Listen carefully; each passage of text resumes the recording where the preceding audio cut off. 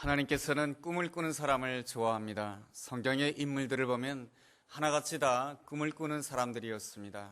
아브라함에게도 꿈이 있었습니다. 아들을 가질 수 없는 사람이었지만은 아들에 대한 꿈이 있었고 그 꿈은 하나님의 은혜로 현실이 되었습니다. 꿈꾸는 사람 하면은 대표적인 사람은 요셉이라고 할 수가 있겠습니다. 요셉은 애굽 땅에 노예 생활하였고 감옥 생활하였습니다. 그는 극심한 고난 가운데 있었기 때문에 도저히 꿈을 가질 수 없는 사람이었습니다. 그럼에도 불구하고 그는 그 고난 속에서 꿈을 가졌습니다. 이스라엘을 다스리는 꿈, 온 애굽을 다스리는 놀라운 꿈을 가졌습니다. 하나님의 은혜 가운데서 그 꿈을 가졌을 때 하나님께서는 그 꿈을 이루도록 축복해 주셨습니다. 히브리서 11장 1절 말씀을 본다라고 한다면 이러한 말씀이 있습니다. 믿음은 바라는 것들의 실상이요 보지 못하는 것들의 증거라고 말씀해 주고 있습니다. 믿는다라고 하는 것은 무엇입니까? 바라본다라고 하는 것입니다. 바라본다라고 하는 것은 무엇입니까? 꿈이 있다라고 하는 것입니다. 그러므로 믿음이 있는 사람이란 꿈이 있는 사람이다 라고 이렇게 말씀드릴 수가 있겠습니다. 믿음이 있는 사람들은 실상만 보고 말하지 않습니다. 우리가 우리 자신의 실상을 보고 우리 가정의 실상을 바라보고 우리 형편의 실상을 바라보고 말한다라고 한다면 우리는 부정적으로 말하기가 쉽고 낙심하기가 쉽고 절망하기가 쉽습니다. 우리는 실상만 보고 말하는 자가 아니고 바라는 것들의 실상을 보고 말하는 자인 줄로 믿습니다. 그럴 때에 우리는 우리의 오늘의 현실을 극복하고 하나님이 허락하시는 놀라운 은혜 가운데 들어갈 수가 있는 것입니다. 이스라엘 백성들이 출애굽을 했을 때에 가장 큰 문제점이 무엇이었습니까? 그들은 실상만 보고 실상만 가지고 말했다라고 하는 것이 그들의 문제점이었던 것입니다. 이스라엘 백성들이 출애굽을 하였을 때에 홍해바다가 그를 가로막고 있었습니다. 앞에는 홍해바다요, 뒤에는 애굽 군대가 쫓아오고 있었습니다. 그들의 실상은 죽을 수밖에 없는 실상이었습니다. 이스라엘 백성들은 그 실상을 보고 실상만을 말했던 것입니다. 우리는 이제 죽게 되었구나 원망하였습니다. 반면에 모세는 실상만 보지 아니하였습니다. 바라보는 것들의 실상을 바라보았습니다. 여러분들이여 잠잠하라. 지금 이 시간에 하나님께서 어떻게 행하신지를 보라고 선포하였습니다. 그랬을 때에 어디선지 알 수 없는 놀라운 바람이 그 홍해바다에 불어오게 됩니다. 그 바람이 불어오게 되었을 때에 길이 없다고 생각되었는데 바다에 길이 생겨지는 놀라운 역사가 일어났습니다. 믿음의 사람은 꿈을 꾸는 사람입니다. 믿음의 사람은 실상만 보고 말하는 사람이 아니고 바라보는 것들의 실상을 말하는 자인 것입니다. 바라보는 것들의 그 실상을 바라보면서 믿음으로 선포하게 될 때에 우리의 마음 가운데 성령의 바람이 불어오게 될 줄로 믿습니다. 우리의 심령 가운데 성령의 바람이 불어오게 된다라고 한다면 내 생각에는 길이 없다고 생각되는 그곳에도 하나님께서는 반드시 우리 생각을 뛰어넘는 놀라운 길, 축복의 길로 우리 하나님께서 열어줄 줄로 믿습니다. 그 놀라운 은혜가 우리에게 함께하기를 주의 이름으로 축원합니다. 하나님께서는 꿈꾸는 자를 통해서 위대한 일을 행하십니다. 그러므로 우리는 날마다 꿈을 꾸어야 되는 것입니다. 그런데 우리는 꿈꾸기를 주저합니다. 왜 그렇습니까? 우리는 희생하고자 하는 마음이 없기 때문에 그렇습니다. 하나님도 어떻게 보면 꿈꾸는 분이라고 말할 수가 있겠습니다. 하나님의 꿈이 무엇일까요? 하나님의 꿈이라고 하는 것은 이 땅을 살아가는 모든 사람들이 다 하나님 앞으로 나와서 하나님 앞에 예배드리고 모든 사람들이 영생의 축복을 누리는 것이 우리 하나님의 꿈인 것입니다. 예루살렘에 있는 사람뿐만 아니라 유대에 있는 사람뿐만 아니라 사마리아에 있는 사람뿐만 아니라 저 땅 끝에 있는 사람까지 다 하나님 앞에 나와서 하나님께 예배하고 하나님께 영광 돌리는 그러한 꿈이 하나님의 꿈인 것입니다. 하나님께서는 그 꿈을 이루기 위하여서 어떻게 하셨습니까? 헌신하셨습니다.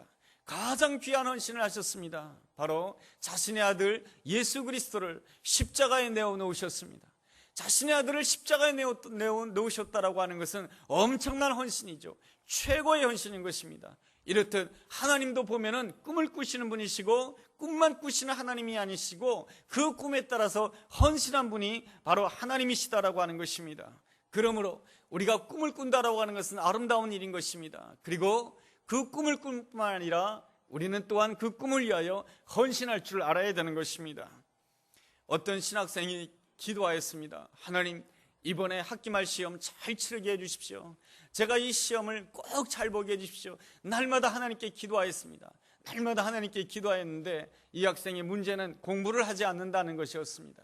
시험 당일날이 되었습니다. 시험을 치게 되었습니다. 시험 문제 보니까 까만 거는 글씨요, 하얀 거는 종이입니다.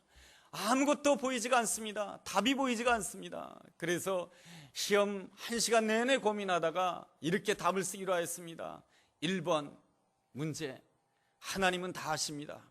2번 문제, 하나님은 다 아십니다. 3번 문제 답, 하나님은 다 아십니다. 이렇게 전부 다 썼어요.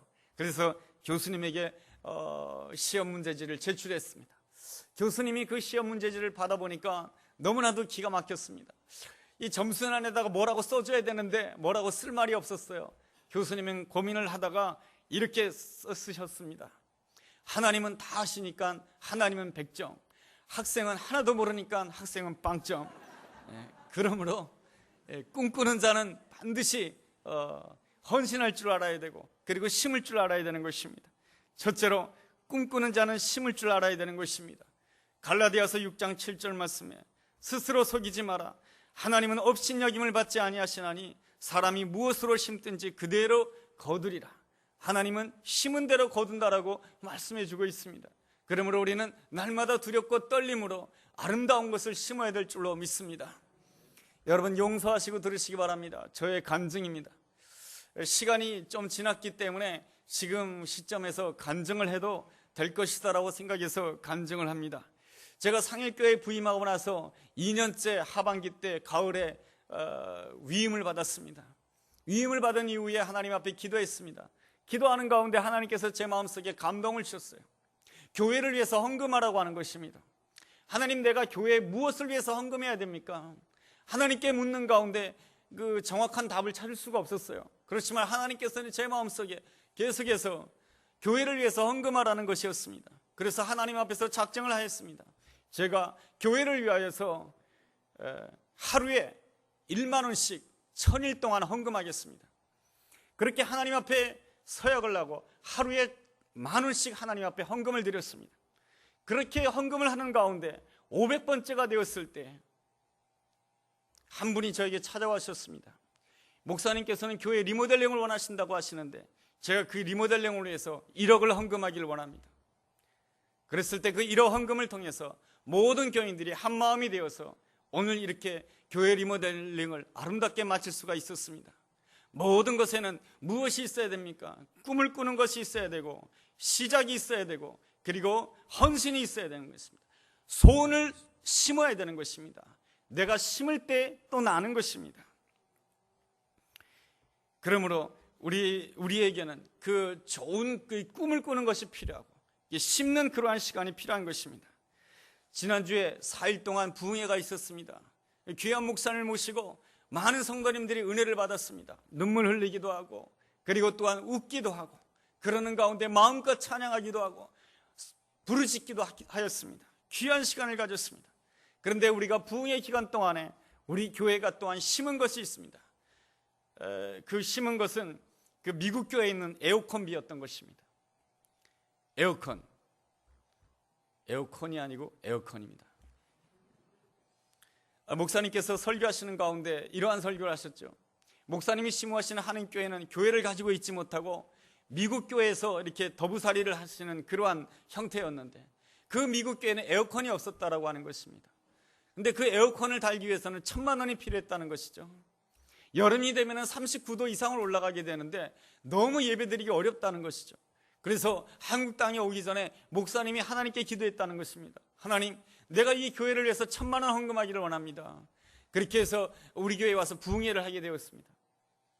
그 부흥회 기간 동안에 말씀을 들으면서 화요일날 저녁에 이러한 감동을 주셨습니다. 우리 당회가 그 목사님에게 사례비를 300만 원 드리기로 하였습니다. 그 목사님이 그 교회에다 1,000만 원 헌금하기 위해서는 우리가 700만 원을 보태주면 되겠다고 해서 모든 장로님들이 다 동의를 해주셨습니다. 그래서 우리가 부흥회를 마칠 때는 그분에게 사례비 300만 원, 그리고 또한 그 에어컨 보조비 700만 원을 해서 목사님께 드렸습니다. 그리고 그것으로 끝난 줄 알았는데 그 다음날 아침이 되었습니다. 우리 교회 성도님 부부가 저에게 찾아왔습니다. 300만 원을 들고 찾아왔습니다. 목사님, 그 목사님에게는 사례비 300만 원을 그대로 드렸으면 합니다. 그리고 우리 교회 이름으로 그 교회에다가 에어컨 1000만 원을 그대로 그 교회에다가 드렸으면 합니다. 이러한 이야기를 들었을 때 그 목사님도 감격하고 저도 역시 감격하였습니다. 저는 이러한 사건을 보면서 이런 하나님이 굉장히 기뻐하시는 일이구나. 저는 이 에어컨비를 그 미국 교회에다가 드리면서 이러한 생각이 마음 가운데 일어났습니다. 하나님, 이 에어컨비를 하나님 앞에 드림으로 인해서 그 미국 교회에다가 헌금함으로 인하여서 하나님, 우리 상일교회 놀라운 재정의 돌파의 역사가 일어나기를 원합니다. 사랑하는 모든 성도님들 가정에 재정이 풍요로워지는 놀라운 역사가 일어나기를 원합니다. 그러한 간절한 소원의 마음으로 하나님 앞에 기도드렸습니다. 우리는 믿음으로 심었습니다. 거두게 하신 분은 우리 하나님이신 줄로 믿습니다. 우리는 끊임없이 꿈을 꿔야 되고 끊임없이 심을 줄 알아야 되는 것입니다. 그래서 우리는 내일부터 저녁 시간에 매일 20일 동안에 저녁 시간에 기도회를 하기로 했습니다. 하루에 1시간씩 말이죠. 매일 저녁 하루에 1시간씩 기도한다라고 하는 것은 쉬운 일이 아닌 것입니다. 그렇지만 강사 목사님을 통해서 증거된 선포의 말씀, 내가 순종하겠습니다. 내가 20일 동안 기도하겠습니다. 밤마다 하나님 앞에 기도하겠습니다. 내가 심는 것이 겨우 겨자씨와 같은 작은 씨라 할지라도 우리 하나님께서는 그 겨자씨를 통해서 놀라운 열매를 허락해 줄 줄로 믿습니다. 하나님께서는 우리로 하여금 꿈을 꾸기를 원하시고 기도로 헌신하기를 원하시는 것입니다. 그럴 때 하나님께서는 응답해 주시는 하나님이십니다. 오늘 본문의 말씀 보면은 다윗의 이야기가 기록되어 있습니다. 다윗 역시 꿈을 꾸는 사람이었고 심을 줄 아는 그러한 사람이었던 것입니다. 오늘 본문 17절 말씀 보면 이러한 말씀이 있습니다. 내 아버지 다윗이 이스라엘 하나님 여호와의 이름을 위하여 성전을 건축할 마음이 있었더니, 다윗이 어떠한 마음을 가졌습니까? 성전을 건축할 마음을 가졌습니다. 그렇지만 하나님께서는 다윗이 성전을 건축하는 것을 허락지 아니하셨습니다. 다윗을 대신해서 그의 아들 솔로몬이 예루살렘 성전을 건축하도록 하나님께서는 허락해 주셨습니다. 그렇지만 말이죠, 하나님께서는 이 다윗이 가졌던 그 마음의 소원을 통해서 하나님께서 얼마나 큰 축복을 해주신지 모릅니다. 16절 말씀에 이러한 말씀이 있습니다. 내가 내 백성 이스라엘을 애굽에서 인도해낸 날부터 내 이름을 둘 만한 집을 건축하게 하여 이스라엘 모든 지파 가운데 아무 성읍도 택하지 아니하고 다만 다윗을 택하여 내 백성 이스라엘 다스리게 하였노라 하시니, 이러한 말씀이 있습니다.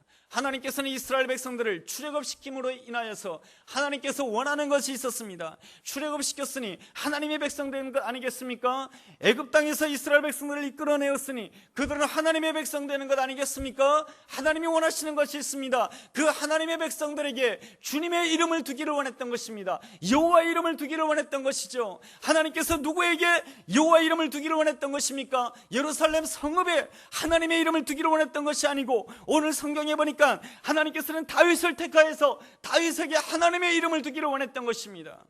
여러분, 하나님의 이름에는 놀라운 역사가 있습니다.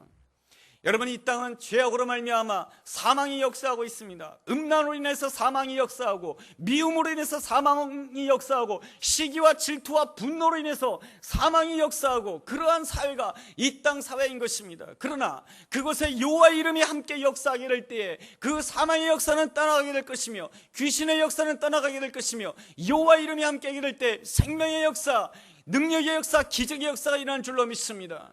여러분, 베드로의 10년 가운데는 무엇이 있었습니까? 주님의 이름이 있었습니다. 주님의 이름이 있었기에 안진뱅이를 보면서 이렇게 선포하였습니다. 나에게는 금과 은이 없지만 나사렛 예수의 이름으로 일어나 걸으라. 예수의 이름을 선포하게 되었을 때 그 안진뱅이 인생이 일어서는 놀라운 역사가 일어났습니다. 이렇듯 여호와의 이름에는 놀라운 기적의 역사가 있는 줄로 믿습니다. 이 여호와의 이름을 주님께서는 누구에게 두기를 원하셨던 것입니까? 바로 다윗에게 두기를 원했던 것입니다. 사람에게 두기를 원했던 것이죠. 어떤 사람에게 두기를 원했던 것입니까? 하나님을 향해서 소원을 품는 자. 하나님께서는 다윗에게 한 번도 다윗 너 나를 위해서 성전을 건축해라, 그런 말씀 한 번도 하신 적이 없습니다. 그런데 다윗이 하나님을 사랑하는 마음으로 내가 하나님을 위하여 성전을 건축하기를 원합니다, 주님을 위하여 이렇게 일하기를 원합니다. 그랬을 때 하나님께서는 그 마음을 받으시고 그 마음 가운데 여호와의 이름을 주시고, 그 여호와의 이름을 주심으로 인해서 다윗을 통해서 영광 받으신 줄로 믿습니다. 다윗은 여호와의 이름이 그에게 함께함으로 인해서 얼마나 큰 축복을 받는지 모릅니다. 이스라엘 역사 가운데 가장 위대한 왕이 다윗 왕이고, 다윗 왕 시대 때 이스라엘이 가장 강성한 대국을 이루었습니다. 다윗이 어떻게 이렇게 엄청난 은혜를 누렸던 것입니까? 하나님을 사랑했기 때문에 그렇습니다. 둘째로, 꿈을 꾸는 자는 하나님을 사랑하는 자인 것입니다. 요한복음 15장 15절 말씀 보면 이러한 말씀이 있습니다. 이제부터 너희를 종이라 하지 아니하리니 종은 주인이 하는 것을 알지 못함이라. 이제부터 내가 너희를 친구라 하리라 라고 말씀해 주고 있습니다. 우리 주님께서는 우리를 부르실 때 종으로 부르시기보다는 사랑하는 친구로 부르기를 원하시는 것입니다. 종이란 어떤 존재입니까? 시키는 것만 하는 거예요. 아내가 시키면 시키는 것만 해요. 남편이 시키면 시키는 것만 해요. 부모님이 시키면 시키는 것만 해요. 그 가족 가운데는 무엇이 없습니까? 사랑이 없어요. 너무 딱딱해요. 너무 건조해요. 그러나 남편이 아내를 바라볼 때 아내가 무엇을 원할까? 그것을 아내를 위해서 내가 무엇을 해야 아내가 기뻐할까? 그것을 하고, 아내는 남편을 바라보면서 내가 무엇을 해야 남편이 기뻐할까? 그렇다라고 한다면 남편과 아내 사이에 얼마나 사랑이 넘치겠습니까? 하나님께서는 우리와의 관계가, 하나님과 우리와의 관계가 이 종된 관계를 원하시는 것이 아니고 하나님과 우리와의 관계가 사랑하는 친구가 되기를 원하는 것입니다. 여러분, 직장 생활도 그렇지 않습니까? 사장님이 시키는 것만 하는 사람, 거기에는 항상 갈등이 있고 거기에는 항상 문제가 있어요. 그러나 내가 이 회사를 위해서 내가 무엇을 해야 될까? 내가 사장님을 위해서 무엇을 해야 될까? 거기에는 아름다운 관계가 있는 것이고 거기에는 사랑이 있고 친구 관계가 있는 것 아니겠습니까? 거기에서 바로 놀라운 역사가 일어나는 것입니다. 다윗은 하나님을 향해서 종으로 순종한 것이 아니고 다윗은 하나님을 향해서 사랑하는 친구로 충성한 것입니다. 내가 하나님을 기쁘시게 하기 위해서 무엇을 해야 될까? 하나님은 한 번도 나에게 성전을 건축하라는 말을 하지 않았지만, 하나님, 내가 하나님의 영광을 위하여서 성전을 건축하기를 원합니다. 나는 이렇게 백향목궁에 거하고 있는데 하나님께서는 그렇게 휘장 가운데 천막 가운데 거하신다니 말이 되나요? 내가 하나님을 위해서 충성하기를 원합니다. 그랬을 때 하나님께서는 이 다윗에게 엄청난 축복을 주십니다. 사무엘하서 7장 말씀에 내 집과 내 나라가 내 앞에서 영원히 보존될 것이며 내 왕위가 영원히 견고하리라. 이것이 바로 하나님과 우리와의 관계, 친구 관계, 사랑의 관계 속에서 충성하는 자에게 주어지는 아름다운 축복인 줄로 믿습니다. 셋째로, 꿈꾸는 자는 실패하지 않습니다. 다윗은 성전 건축하기를 원하였지만 하나님께서 허락하지 아니하셨습니다. 그리함으로 말미암아서 그 성전 건축을 솔로몬이 하게 됩니다. 여기에서 알 수가 있는 것은 무엇입니까? 다윗은 심는 자이고 솔로몬은 거둔 자인 것입니다. 그렇게 함으로 해서 하나님이 영광 받으시는 것입니다. 모세라고 하는 사람은 어떤 사람입니까? 그는 공주의 아들이라고 하는 그 좋은 신분을 버리고 이스라엘 백성들의 지도자가 되었습니다. 노예 백성들의 지도자가 되었습니다. 항상 그들의 원망을 들으면서 이스라엘 백성들을 광야 40년 동안 인도했습니다. 그렇지만 모세는 하나님께서 예비해 놓으신 적과골이 흐른 땅에 들어가지 못했습니다. 모세는 심는 자였습니다. 누가 거두었습니까? 여호수아가 거두었습니다. 모세는 심었고 여호수아는 거둠으로 인해서 결국에는 모든 것을 하나님이 이루시게 된 것입니다. 하나님께 영광이 된 것입니다. 하나님의 역사는 이렇습니다. 오늘 내가 믿음으로 꿈을 꾸고 오늘 내가 심는다라고 한다면, 내가 살아생전에 거둘 수도 있지만 내가 살아생전에 거두지 못한다라고 한다면 반드시 나의 자녀가 거두게 될 것이며, 내 옆에 있는 사람이, 내 사랑하는 사람들이 그 아름다운 심은 것을 거두게 될 줄로 믿습니다. 하나님은 그렇게 역사하시는 하나님이십니다. 그러므로 오늘 우리가 해야 될 일은 무엇입니까? 하나님을 사랑합니다라고 고백해야 되고, 하나님과의 친구 관계가 돼야 되고, 내가 하나님을 위해서 내가 무엇을 해야 될까요? 나는 부족하고 내가 가지고 있는 것은 너무나도 작습니다. 겨자씨와도 같습니다. 그러나 내가 하나님을 위하여 섬기기를 원합니다. 심기를 원합니다. 헌신하기를 원합니다. 꿈을 꾸시고 심으실 때 하나님께서는 반드시 나를 통해서도 거둘 수 있지만 다른 사람을 통해서, 내 자녀를 통해서도 거두게 하십니다. 이것이 바로 하나님의 역사하시는 방법인 것입니다. 오늘 하나님께서 우리에게 요구하시는 바가 있습니다. 꿈을 꾸라고 하시고 오늘 나에게 심으라고 하십니다. 꿈을 꾸고 심게 될 때 하나님의 놀라운 역사로 말미암아 내 생각을 뛰어넘는 놀라운 하나님의 방법으로 거두게 하실 줄로 믿습니다. 그 거둠의 역사가 우리 모두에게 함께하기를 주의 이름으로 축원합니다. 기도하겠습니다. 하나님 아버지, 우리를 종이 아닌 사랑하는 친구로 불러주신 주님의 놀라운 은혜에 감사드립니다. 우리가 날마다 주님을 가까이 함으로 주님이 기뻐하시는 소원을 품기를 원합니다. 우리가 소원을 품고 헌신을 심게 될 때에 하나님께서는 우리의 생각을 뛰어넘으시는 놀라운 열매를 거두게 하실 줄로 믿습니다. 하나님 축복하여 주옵소서. 예수님의 이름으로 기도했습니다. 아멘.